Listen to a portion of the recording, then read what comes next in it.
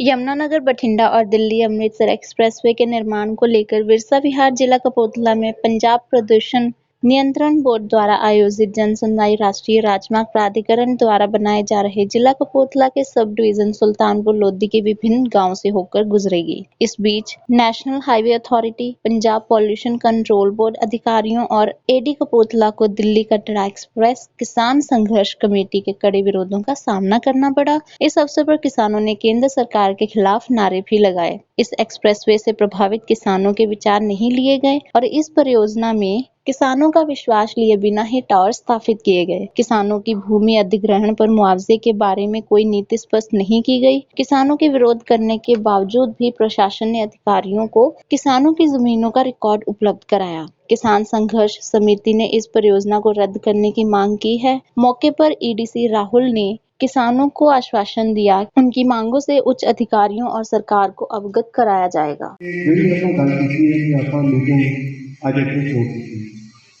मैं बेनती करना चाहना कि सुल्तानपुर वाली जी मीटिंग सी वो वक्रे प्रोजेक्ट की सी, यह जी मीटिंग है आप वक्रे प्रोजेक्ट की सी।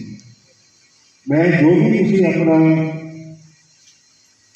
यह मीटिंग के बारे या अपनी राय या रवैया जो प्रोजेक्टा के बारे या जमीन देने के बारे असं हम जिहा ढंग ही सरकार ने जरा है उपजा बट इन्ना मैं जरूर तुहानूं विश्वास दिवाना चाहना कि जितों भी पंजाब सरकार का संबंध है, जितों भी तुहाडे अपने जिले के जिला प्रशासन का सवाल है, वो बिल्कुल किसानों के नाल ही है। जिहड़े तुहाडे ट्रस्ट ने जो तुसीं बीजते हो असीं खाने, मैं भी किसान परिवार के नाल संबंध रखता। इस करके मैं तुहाडी भावना और कोई समझे ना समझे मैंने पता नहीं, घट्टो मैं जरूर समझ 4 साल हो गए कि मैंने इस जिले के होने वाले ने कई का दिल का बहुत रास्ता पिया भी होना। मैं बेटी ने उन्होंने दसे भी ने कहते जी मिलने भी ने मेरे रवैये ने मैं काफ़ी कुछ पता लग जाना होना है कि प्रशासन का या सरकार पंजाब का थोड़े प्रति की रही है। जो कुछ गल्लां कीतियां ने सारिया के उत्ते असीं इसे ढंग नाल जिहड़ा है थोड़ा अज क्या सरकार नूं जरूर पहुँचावांगे। इन्हां शब्दां दे नाल मैं एक बेनती तुहानूं जरूर करना चाहुंदा कि यह तुसीं बिल्कुल फीलिंग लैके गए हो इत्थों कि पंजाब सरकार जिहड़ी है किसान या किसानी के हितां दे पक्ष बिल्कुल नहीं है। असीं बिल्कुल तुहाडे इन्हां शब्दां दे नाल तुसीं आए चाहे बॉयकॉट किया, मैं फिर भी तुहाडा बहुत धन्यवादी हाँ ते कहीं फिर भी धन्यवादी। भैन जी उन्हें सुल्तानपुर भी आए थे, अभी मुलाकात भी हुई थी ते तुसीं आए अपना बेशक रोष जाहिर किया, मैं इसलिए भी तुहाडा बहुत धन्यवादी। इन्हां शब्दां दे नाल मेरा नाम जी जैदार बख्शीश सिंह, किसान संघर्ष कमेटी सीनियर मीत प्रधान कपूरथला। सर जो अज पोल्यूशन बोर्ड की मीटिंग का विरोध प्रदर्शन हो रहा है, की कारण से की कारण की है जी, इन्होंने सुल्तानपुर मीटिंग अज तो 1.5 महीना पहला रखी सी। असी उदों भी इन्हों कहा सीगा बई जिन्ना चिर साडा दिल्ली संघर्ष चलदा वा उन्ना चिर तुसीं कोई भी मीटिंग जिहड़ी आ जां जिन्ने भी तुहाडे हाईवे वालियां दे करिंदे आउंदे आ साडियां खेतां दे विच ना आउण ते ना तुसीं ये मीटिंगां रखो। ਜਦੋਂ ਸਾਡਾ ਉਹ ਮਸਲਾ ਹੱਲ ਹੋ ਜਾਊਗਾ ਉਸ ਤੋਂ ਬਾਅਦ 'ਚ ਅਸੀਂ ਸਾਰੇ ਵਿਚਾਰ ਕਰਾਂਗੇ। ਫਿਰ ਜਿਹੜਾ ਸੜਕ ਦਾ ਤੁਸੀਂ ਮਸਲਾ ਉਠਾਇਓ ਤੇ ਅਸੀਂ ਜੋ ਵੀ ਸਾਡੀ ਸਾਰਿਆਂ ਦੀ ਸਲਾਹ ਬਣ ਕੇ ਉਸ ਤੋਂ ਬਾਅਦ 'ਚ ਇਹ 'ਤੇ ਜਿਹੜੀ ਆ ਗੱਲ ਕੀਤੀ ਜਾਊਗੀ। ਪਰ ਇਹ ਸਰਕਾਰਾਂ ਜਾਂ ਇਹ ਜਿੰਨੇ ਵੀ ਅਫਸਰ ਸਾਹਿਬਾਨ ਆ ਇਹ ਕਿਸਾਨਾਂ ਨੂੰ ਤਾਂ ਵਿਸ਼ਵਾਸ 'ਚ ਲੈਂਦੇ ਹੀ ਨਹੀਂ। ਇਹ ਜਦੋਂ ਵੀ ਆਪਣੀ ਮਰਜ਼ੀ ਨਾਲ ਮੀਟਿੰਗਾਂ ਰੱਖ ਲੈਂਦੇ ਆ ਔਰ ਜਿਹੜੀ ਗੱਲ ਕਹਿੰਦੇ ਆ ਉਹ 'ਤੇ ਪੂਰੇ ਨਹੀਂ ਉਤਰਦੇ। ਉਦੋਂ ਸਾਨੂੰ ਇਹਨਾਂ ਨਾਲ ਕਮਿਟਮੈਂਟ ਕੀਤੀ, ਸਾਡੇ ਨਾਲ ਵਾਅਦਾ ਕੀਤਾ ਸੀ भी इस तो बाद मीटिंग नहीं होगी। अज इन्होंने 3 ਜ਼ਿਲ੍ਹਿਆਂ 'ਚ दोबारा मीटिंग फिर रख ली। एक मीटिंग जलंधर रखी आ, एक बठिंडे रखी आ, एक इत्थे रखी आ, एक साडी कोई मीटिंग संगरूर चलती आ, उहदे विचों ही सानूं सारे बन्ने ही होना पैंदा ते अफसर साहिबान जिहड़े आ जिहड़ी भी गल करदे आ वो विश्वास ते पूरे नहीं उतरदे। किसान इन्ने परेशान आ, उन्हां दा ध्यान तो सारा दिल्ली वाला ਪਰ ਇਹ ਸਾਨੂੰ ਇਹਨਾਂ ਨੇ ਡਿਵਾਈਡ ਕਰਕੇ ਦੋਹਾਂ ਹੀ ਕਰਤਾ। ਇੱਕ ਬੰਨੇ ਤੇ ਇਹ ਸਾਨੂੰ ਸੜਕ ਦੇ ਆਲੇ ਲਾਤਾ ਤੇ ਉਹ ਉੱਥੇ ਬੈਠੇ ਆ। ਸਾਨੂੰ ਤਾਂ ਹੈਗਾ ਵੀ ਉਹ ਸਾਡੀਆਂ ਸਾਰੀਆਂ ਹੀ ਖੁੱਝ ਜਾਣੀਆਂ, ਤੇ ਇਹ ਕਹਿੰਦੇ ਆ ਵੀ ਫਟਾਫਟ ਇਹਨਾਂ ਕੋਲ ਜਿੰਨਾ ਉਹ ਮਸਲਾ ਹੱਲ ਨਹੀਂ ਹੁੰਦਾ, ਤੇ ਇਹਨਾਂ ਕੋਲ ਅਸੀਂ ਆ ਜਿਹੜੀ ਜ਼ਮੀਨ ਆ ਸੜਕਾਂ ਦਾ ਇਹਨਾਂ ਜਾਲ ਹੀ ਵਿਛਾਤਾ, ਇਹ ਜ਼ਮੀਨ ਸੜਕਾਂ ਵਾਸਤੇ ਖੋਲੀਏ। ਸਰ ਜੇ ਸਰਕਾਰ ਮੰਨਣਾ ਨਹੀਂ ਮੰਗਦੀ ਹੈ ਤੁਹਾਡਾ ਅਗਲਾ ਕਦਮ ਕੀ ਹੋਊਗਾ? ਦੇਖੋ ਸਾਡੇ ਕੋਲੇ ਇਕੱਲਾ ਸੰਘਰਸ਼ ਆ।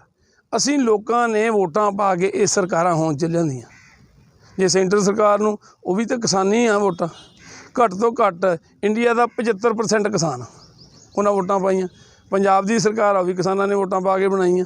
ਪਰ ਅੱਜ ਕਿਸਾਨਾਂ ਦੀ ਕੋਈ ਵੀ ਗੱਲ ਮੰਨਣ ਨੂੰ ਤਿਆਰ ਨਹੀਂ। ਫਿਰ ਅਸੀਂ ਸੰਘਰਸ਼ ਇਹਨੂੰ ਹੋਰ ਤਿੱਖਾ ਕਰਾਂਗੇ।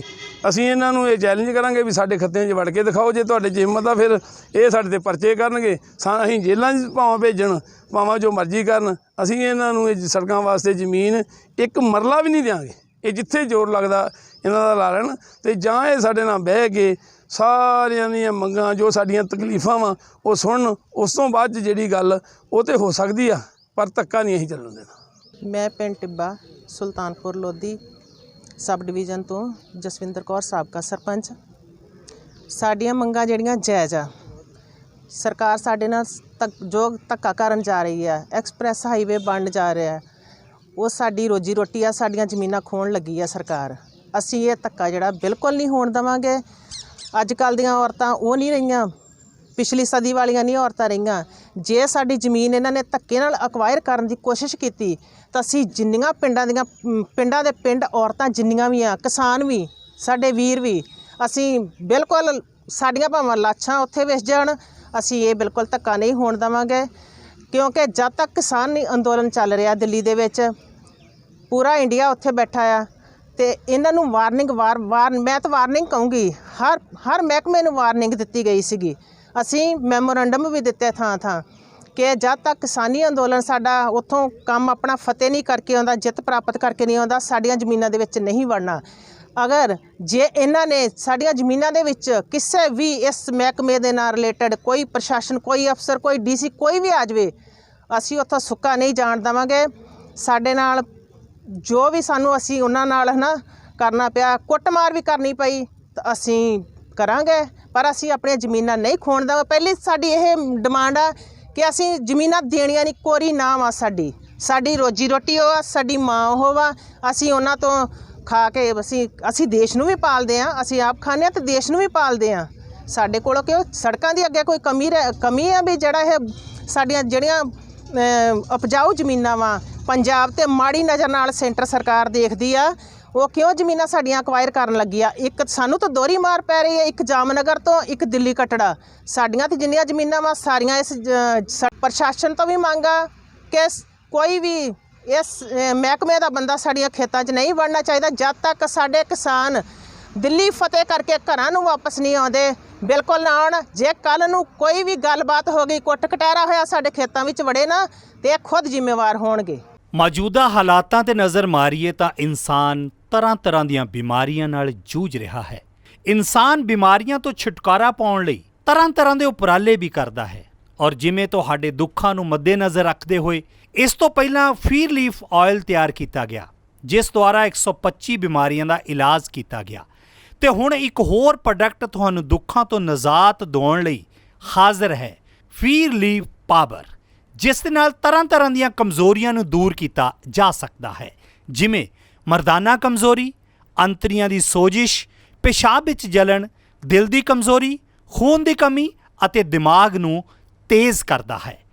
ਅਲੱਗ-ਅਲੱਗ ਲੈਬੋਰਟਰੀਆਂ ਤੋਂ ਆਯੁਰਵੈਦਿਕ ਮਾਹਰਾਂ ਦੁਆਰਾ ਟੈਸਟ ਹੋ ਕੇ ਆਪ ਸਭ ਦੇ ਰੂਬਰੂ ਹੈ, ਔਰ ਜਿਸ ਦੇ ਵਿੱਚ ਕਈ ਤਰ੍ਹਾਂ ਦੀਆਂ ਆਯੁਰਵੈਦਿਕ ਜੜੀਆਂ ਬੂਟੀਆਂ ਅਤੇ ਕਈ ਤਰ੍ਹਾਂ ਦੇ ਪਸਮ ਮਿਲਾ ਕੇ ਤਿਆਰ ਕੀਤਾ ਗਿਆ ਹੈ। ਉਹ ਨੌਜਵਾਨਾਂ ਲਈ ਬੜਾ ਵਰਦਾਨ ਸਿੱਧ ਹੋ ਰਿਹਾ ਹੈ। ਜੋ ਨੌਜਵਾਨ ਮਰਦਾਨਾ ਕਮਜ਼ੋਰੀ ਨਾਲ ਜੂਝ ਰਹੇ ਨੇ, ਉਹ ਹੁਣ ਫੀਰ ਲੀਫ ਪਾਵਰ ਦਾ ਇਸਤੇਮਾਲ ਕਰਨ ਤੋਂ ਬਾਅਦ ਦੁਬਾਰਾ ਖੋਈ ਹੋਈ ਮਰਦਾਨਾ ਤਾਕਤ ਨੂੰ ਹਾਸਲ ਕਰ ਸਕਦੇ ਨੇ। ਇਹ ਮੈਡੀਸਨ 100% ਆਯੁਰਵੈਦਿਕ ਹੈ। ਇਸ ਦਾ ਕੋਈ ਵੀ ਸਾਈਡ ਇਫੈਕਟ ਨਹੀਂ ਹੈ। ਤੁਸੀਂ ਵਧੇਰੇ ਜਾਣਕਾਰੀ ਲਈ ਸੰਪਰਕ ਕਰ ਸਕਦੇ ਹੋ 94 784 84087।